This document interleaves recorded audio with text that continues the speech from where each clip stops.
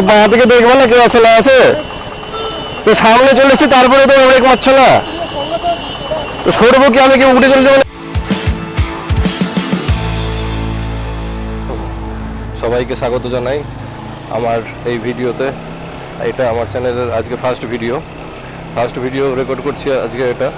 তো আজকে আমাদের যাওয়ার প্ল্যান আছে হচ্ছে এয়ারক্রাফট মিউজিয়াম, নিউ টাউনে এটা এয়ারক্রাফট মিউজিয়াম। তো সেদিকে যাচ্ছি। প্রথমে আমরা আমাদের একটা বন্ধু ওয়েট করছে 206-এ, তো ওর সাথে দেখা করব, যে ওর সাথে আজকে আমরা যাবো এয়ারক্রাফট মিউজিয়াম বলে প্ল্যান করেছি। প্রথমে আমাদের প্ল্যান ছিল বেকারস লেনে যাব সকালের দিকে, কিন্তু সকালের দিকে এত বৃষ্টি হচ্ছিল আর বেরোতে পারলাম না। এখন তাও অতটা বৃষ্টি পড়ছে না, আর ওয়েদারটা ভালো এখন আগের থেকে। তো এখন চলে এসেছি 206-এ আমরা। অরিন্দম কোথায় আছে দেখবো, ওয়েট করবো এখানে অরিন্দমের জন্য। তো এখন যা ওয়েদার মেঘ ফেঘ করে আছে, একটু আগে বৃষ্টি হচ্ছিল যদিও, এখন হওয়ার সম্ভাবনা অতটা বলে মনে হচ্ছে না, এখন ঠিক নেই, হতেও পারে। তো এখানে একটু ওয়েট করব, অরিন্দম আসবে, একসাথে বেরিয়ে যাবো তারপরে।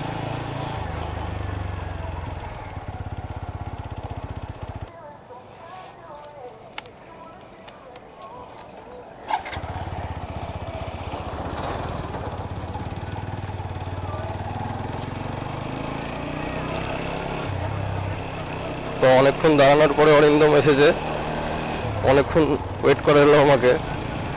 এসে যখন ফোন করছি ওকে আমি, স্পটে এসে যেখানে দেখা করার কথা সেখানে এসে ফোন করছি, তখনও বাড়ি থেকেই বেরায়নি। তারপরে আধ ঘন্টা ওয়েট করার পরে আবার ফিরে এসছে। দিয়ে এবার যাচ্ছি এখন ওর সাথে। ওই যে সামনে অরিন্দম, সামনের বাইকটাই, এখানে কিছু একটা খেলাধুলা নিয়ে কিছু একটা হচ্ছে একটা। তো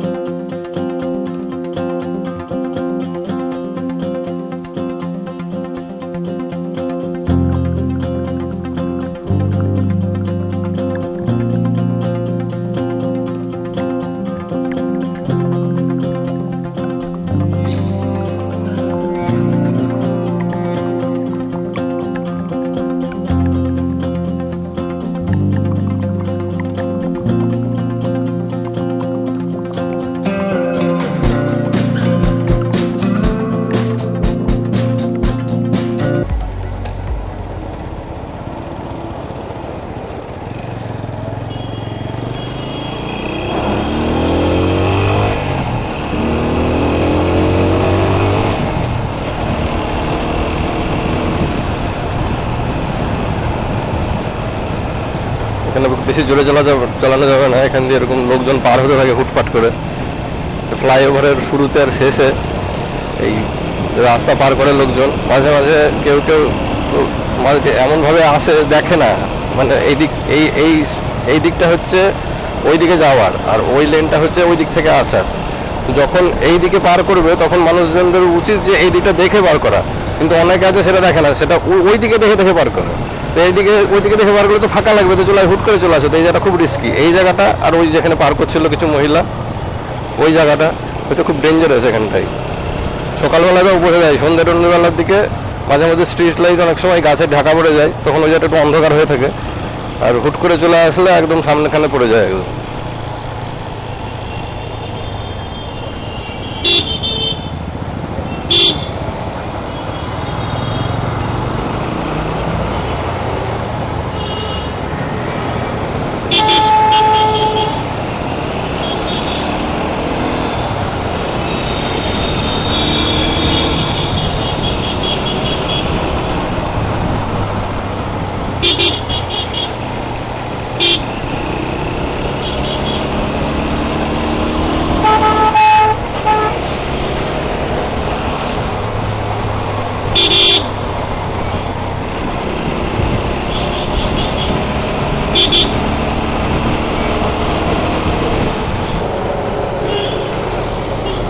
বিশ্ব বাংলা গেটে চলে এসেছি, এবার সিগন্যাল খোলা আছে, বেরিয়ে যাব।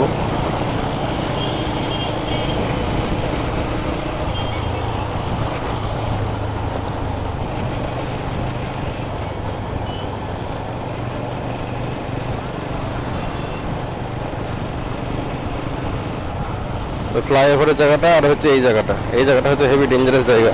এখান থেকে কিছু বোঝা যায় না।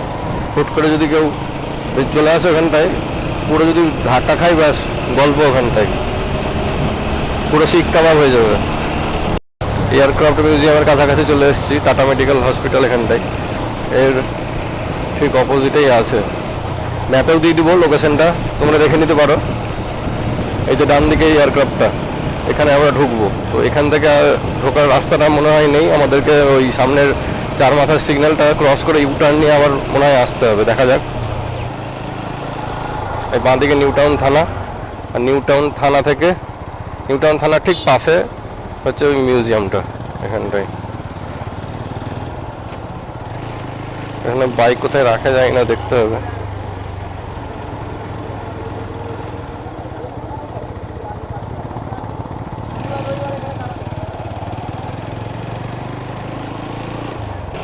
বাইক রাখার জায়গা খুঁজছি, সামনে মনে হয় রাখার জায়গা আছে একটা। হ্যাঁ, এখানে সবাই রেখেছে দেখছি, এখানে রাখা যাবে। তার মানে পাশেই রাখি। ভুতুরে ঘোস্ট রাইডার আছে এখানটায়।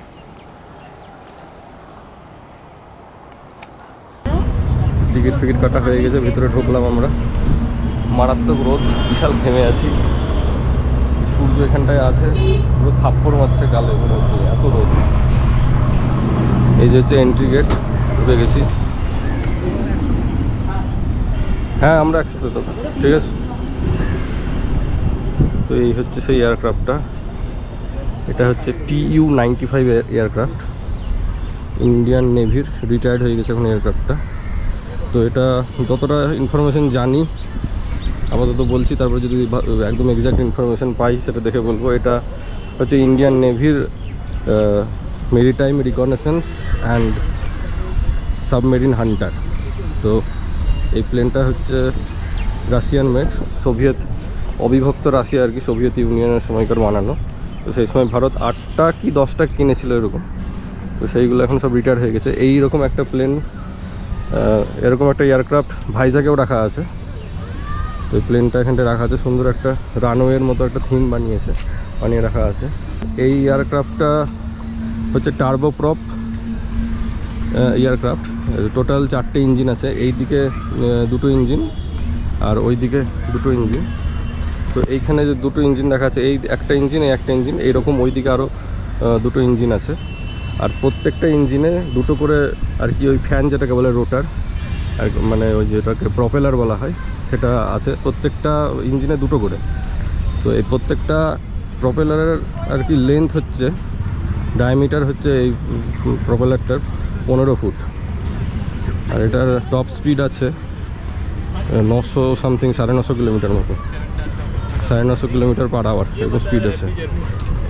তো এই প্লেনটা ইন্ডিয়ান নেভি ইউজ করতো। তো প্লেনটার কাজ হচ্ছে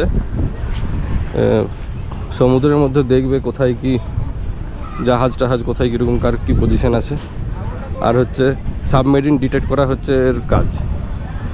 তো সাবমেরিন ডিটেক্ট করে বিভিন্ন ওদের সোনু বয় বলে কিছু ডিভাইস আছে, সেই ডিভাইসগুলোকে সমুদ্রে ড্রপ করে। এবার সেই ডিভাইসগুলো আস্তে আস্তে ওই সমুদ্রের মধ্যে থেকে আস্তে আস্তে দেখে যে কোথায় সাবমেরিন আছে বা কোথায় কোনো জাহাজ আছে। আর সেই ইনফরমেশনগুলো অন্যান্য নেভি জাহাজকে এবং এই প্লেনগুলোকে পাঠাতে থাকে। এবং যখন জানতে পারা গেল যে এরকম পজিশনে একটা জাহাজ আছে, শত্রুপক্ষের জাহাজ আছে, তখন এই প্লেনটা বা অন্য কোনো জাহাজ গিয়ে ওই শত্রুপক্ষের জাহাজকে বম করে। এর পিছনেও একটা গানারের ঘর আছে, এখান থেকে যদি সেরকম কিছু হয় পিছন থেকে গুলি মারতে পারে। তো এখন এই যে এই প্লেনটা ইউজ করছে এই ক্যাটাগরির ইন্ডিয়ান নেভি, এখন এগুলো সব এই প্লেনগুলোকে সব এখন রিটায়ার করে দিয়েছে। তো এইরকম ক্যাটাগরির যে প্লেনটা ইউজ করছে এখন ইন্ডিয়ান নেভি, সেটা হচ্ছে P8I ইউজ করছে। তো এটা হচ্ছে রাশিয়ান, এখন যেগুলো ইউজ করছে সেগুলো হচ্ছে আমেরিকান। P8I ইউজ করছে, ওইগুলো হচ্ছে maritime reconnaissance and submarine hunter. তো তখন ইউজ হতো এইগুলো, এখন ইউজ হচ্ছে P8I। যাওয়া যাক নিচটাই, প্লেনের নিচটাই যাওয়া যাক। তো ভিতরে গিয়েছিলাম এয়ারক্রাফটটার, দারুণ লাগলো দেখতে। তো যেটা জানতে পারলাম ভিতরে কথা বললে, ভিতরে যেহেতু ফটোগ্রাফি অ্যালাউ নেই তো দেখাতে পারলাম না। যে কথা এখানে যারা আছেন তাদের সাথে কথা বলে যেটা জানতে পারলাম যে এই প্লেনটা লাস্ট ফ্লাই করেছিল 2017-তে। তো 2017 ফ্লাই করেছিল কিনা জানি না, তবে 2017-তে রিটায়ার করেছে। তো 2017 অবধি সার্ভিসে ছিল। তো এটা ইন্ডিয়ান নেভির, এটা লেখা আছে ইন্ডিয়ান নেভির, এটা সাইন দেওয়া আছে এখানটায়, ফ্ল্যাগ দেওয়া আছে। আর নেভি IN ইন্ডিয়ান নেভি 317। তো 317 হচ্ছে প্লেনটার নাম্বার আছে। তো এরকম 311, 312, 313 করে আছে। তো 317 নম্বর এয়ারক্রাফট এটা। এর কিছু কোড ওয়ার্ড আছে, তো 317 নম্বর এটা। আর এরকমই আর একটা আছে ভাইজ্যাকে। তো উইকিপিডিয়াতেও দেখছিলাম আসার আগে। তো এই 2017-তে রিটায়ার করার আগে একটা যে ফ্লাইং বিভিন্ন হয় না, বিভিন্ন ফাইটার জেটগুলো আছে ফ্লাই করে যুদ্ধ প্র্যাকটিস করে, আরও বিভিন্ন যে ফ্লাইং শোগুলো হয়, এক্স্যাক্টলি নামটা মনে পড়ছে না সেটাকে কী শোটার নামটা কি। তো সেই শোতেও এটা অংশগ্রহণ করেছিল। তো তখন এটা ঠিকঠাক ছিল। তো 17 থেকে এখন 5 বছর হলো, 2022 এখন। তো এখনও ওয়ার্কিং কন্ডিশনে আছে প্লেনটা। তো এখনও যদি সেইভাবে করা হয়, মানে আরও ভালোভাবে যদি যে জিনিসগুলো খুলে রাখা হয়েছে সেগুলো যদি আবার লাগিয়ে দেওয়া হয়, তো সেটা নাকি এখনও ওড়ার মতো পজিশনে আছে। তো এইখানে এই প্লেনটা ভিতরে এখানে যে দুটো দরজা দেখছো খোলা আছে, এখানটা একটা খোলা আছে দরজা, এখানটা একটা খোলা আছে। তো এটা কি করে, সোনু বয় যেটা বলছিলাম একটু আগে, সোনু বয় ড্রপ করে। এক্স্যাক্ট ওয়ার্ডটা আমি হয়তো স্পেলিংটা হয়তো ভুলভাল বলছি কি জানি না, তবে এরকমই বলে, সোনু বয় বলে ওটাকে। তো ওটা সমুদ্রের মধ্যে ফেলে দেয়। সমুদ্রের মধ্যে ফেলে দেওয়ার পরে সেটা ওই সোনু বয়টা সমুদ্রের মধ্যে দেখতে থাকে, ট্র্যাক করতে থাকে যে আরও অন্যান্য কে যাওয়া আসা করছে, কোনো সাবমেরিন বা কোনো জাহাজ বা কোনো আরও কোনো কিছু যেগুলো শত্রুপক্ষের যে জাহাজগুলো হয় সেইগুলো যদি যাওয়া আসা করে, তাহলে সেগুলোকে ট্র্যাক করে। এবং ট্র্যাক করার পরে সেই ইনফরমেশনগুলো, লোকেশনগুলো সেগুলো পাঠাতে থাকে। এবার সেটা যখন আমাদের এয়ারক্রাফটগুলো পায় বা যখন মনে করে যে না ওকে ধ্বংস করা উচিত, ওকে মারতে হবে, তখন সেই লোকেশনে এই প্লেনটা হোক বা অন্য জাহাজ হোক, লোকেশন তো জানা গেছে, সেখানে গিয়ে বম ড্রপ করে দেওয়া হয়। তো এইভাবে শত্রু জাহাজগুলোকে আর কি এলিমিনেট করা হয়। তো এরকম অনেক বড় বড় মিশন এই প্লেনগুলো করেছে। তো এখন এটা রিটায়ার্ড হয়ে গেছে। তো এখন যেটা আমরা দাঁড়িয়ে আছি এখানটায়, এটা পুরো রানওয়ের মতো বানানো হয়েছে, কিন্তু এটা অ্যাকচুয়ালি রানওয়ে না। রানওয়ে জাস্ট একটা থিম দেওয়ার জন্য প্লেনটা রানওয়েতে দাঁড়িয়ে আছে। সেই থিম দেওয়ার জন্য এটাকে এইভাবে সাজানো হয়েছে। এই প্লেনটা হচ্ছে অনেক বড় সাইজ আছে প্লেনটার, কিন্তু এটাকে এইভাবে এখানে ল্যান্ড করানো হয়নি। এটাকে ডিঅ্যাসেম্বল করে, মানে প্লেনটাকে পুরো পার্টসগুলোকে খুলে খুলে এনে এখানে আবার অ্যাসেম্বল করা হয়েছে। তো এই প্লেনটা সাইজ ভালোই আছে। তো এখানে আমি এখন এই চাকাটার পাশে দাঁড়িয়ে আছি, দেখতে পাচ্ছ ল্যান্ডিং গিয়ারটা এটা। তো এই চাকাটার পাশে দাঁড়িয়ে আছি। এই চাকাটা প্রায় আমার সমানই, চাকাটা কাঁধের কাছাকাছি আসছে, দেখতে পাচ্ছ। তো এটা হচ্ছে প্লেনটার চাকাটা, কত বড় সাইজ এটা তো বুঝতে পারছো। ইঞ্জিনটা কত বড়, দূর থেকে দেখে ছোট মনে হয়, কিন্তু এটা হচ্ছে এর ইঞ্জিনটা, টার্বো প্রপ ইঞ্জিন আছে এটার। আর এটা হচ্ছে প্লেনের প্রপেলারগুলো। আমি যদি এর সামনে দাঁড়াই এখন, কতটা লম্বা এটা দেখতে পাচ্ছ। তো এইরকম প্রত্যেকটা ইঞ্জিনে দুটো দুটো করে প্রপেলার আছে। এই একটা প্রপেলার, এই একটা প্রপেলার। তো একটা এইদিকে ঘোরে আর একটা ওই দিকে ঘোরে। তো এটা কাউন্টার রোটেটিং হয়। তো এরকম এই একটা ইঞ্জিন, এই একটা ইঞ্জিন, আর সামনে আরও দুটো ইঞ্জিন আছে, টোটাল 4টে ইঞ্জিন আর 8টা প্রপেলার। তো আর এই প্লেনটার এটা হচ্ছে সামনের ল্যান্ডিং গিয়ারটা, মানে সামনের চাকাটা যেটাকে বলে আর কি। সামনের চাকাটা অতটা বড় না, তো ছোট, তবে লরির চাকার সমানই এটা। আর এটা হচ্ছে সামনের, এটা হচ্ছে নেভিগেটর, এখানে নেভিগেটর বসে। আর উপরের ওই জায়গাগুলোতে পাইলট বসে, এখানে নেভিগেটর যে সে বসে। আর এখানে সামনে লম্বা হয়ে একটা স্টিক যেটা বেরিয়ে আসে, এই স্টিকটা আমার যতদূর আইডিয়া এটা হচ্ছে এয়ার রিফিউলিংয়ের প্রোব বলা হয় এটাকে। এটা দিয়ে যখন প্লেন হাওয়াতে থাকে, তখন ওই হাওয়াতে থাকতে থাকতেই আর কি রিফিউলার আর একটা প্লেন থাকে, সেই রিফিউলার প্লেন থেকে প্লেনটা আর কি তেল নিয়ে নেয়, ফিউল নিয়ে নেয়, যাতে আরও বেশিক্ষণ উঠতে পারে। তো এটার রেঞ্জ আছে 12,000 কিলোমিটারের উপরে, মানে একবার এটা 12,000 কিলোমিটার ফ্লাই করতে পারে। তো তারপরে রিফিউল করলে সেই রেঞ্জটা আরও বেড়ে যায়। তো এরকম যখন ওর কোনো মিশন থাকে তখন হয়তো এটা দিয়ে রিফিউল করে নিয়ে উড়ে বেড়ায়।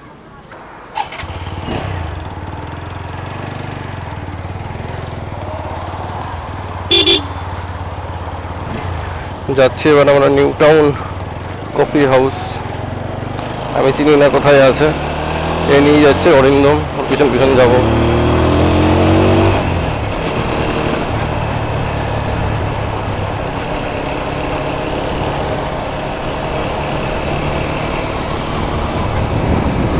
আকাশে মেঘ ভালো মতোই করে আছে, এই বাঁ দিকটা করে আছে, ডান দিকটা আবার ফাঁকা। কখন বৃষ্টি হবে বোঝা খুব মুশকিল।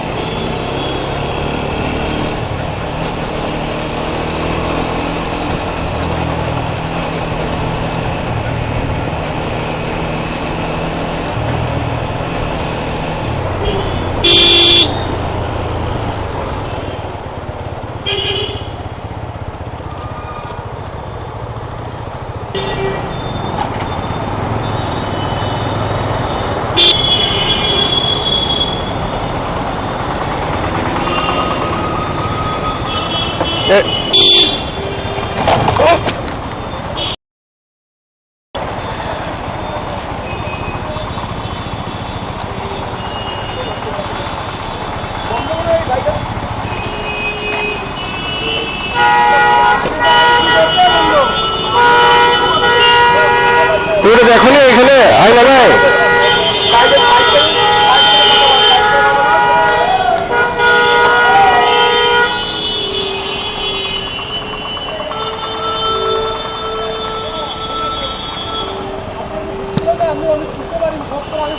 তো বাঁ দিকে দেখবো না কেউ আছে না আছে, তো সামনে চলে এসছি তারপরে তো ব্রেক মারছো না, তো সরবো কি আমি, কি উঠে চলে যাবো নাকি বাইক আছে আবার।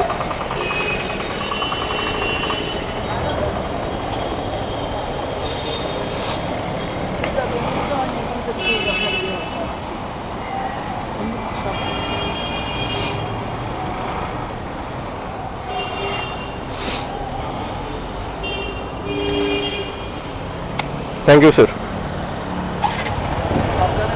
হ্যাঁ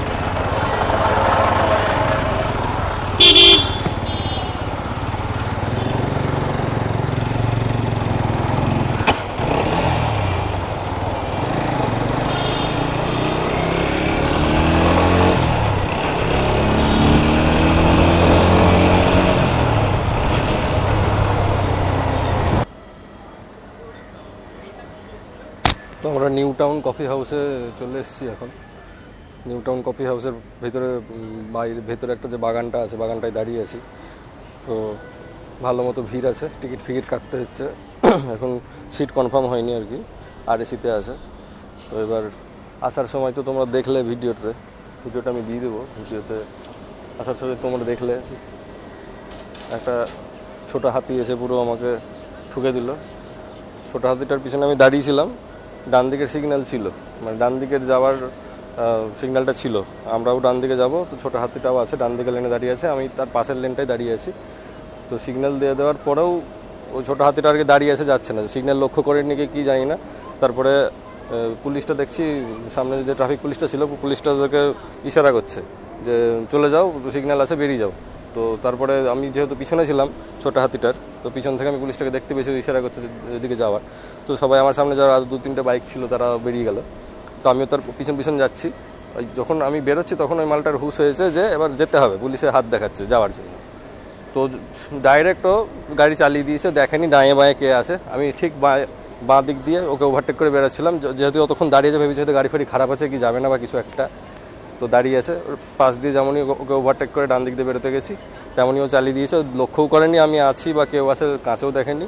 আমাকে ধাক্কা মেরে পুরো দিয়েছে ফেলে, আর হাতে লেগেছে আমার এই জায়গাটা, তো একটু মচকে গেছে। পুলিশটা এলো, ট্রাফিক পুলিশটা ওখানটা এসে সঙ্গে সঙ্গে তুললো বাইকটা, ওকে বলে সাইডে দাঁড়া, তোকে দেখছি পরে। যাই হোক, ওকে কী করেছে জানি না। তারপরে আমি ওখান থেকে এলাম, বাইকে সেরকম কিছু একটা হয়নি, একটু রং ফং চটেছে। তারপরে এখান থেকে বেরিয়ে এলাম, বেরিয়ে এসে এই নিউ টাউন কফি হাউসের বাগানে দাঁড়িয়ে আছি, ভিড় আছে। তারপরে আরও বন্ধুরা আসছে আমাদের, তারপরে দেখা যাক কী করবো, কফি টফি খাবো। আরও বন্ধুরা আসছে আমার, তাদের সাথে একসাথে বসে কফি টফি খাবো। তারপরে কাবাব খাওয়াতে নিয়ে যাবে বলেছে, দেখি কাবাব খাওয়াতে নিয়ে যাই নাকি। ফাইনালি সিট রিজার্ভেশন কনফার্ম হয়েছে, আরএসি থেকে সিট পেয়েছি, রিজার্ভ হয়ে গেছে।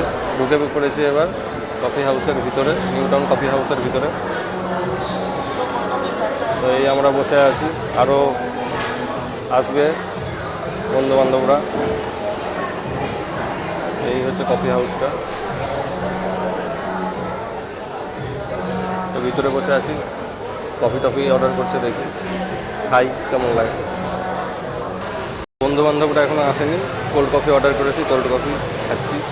বন্ধুবান্ধবরা আসছে একে একে, আমি আর থাকতে পারলাম না, কোল্ড কফি অর্ডার করেছি, খেয়ে নিয়েছি।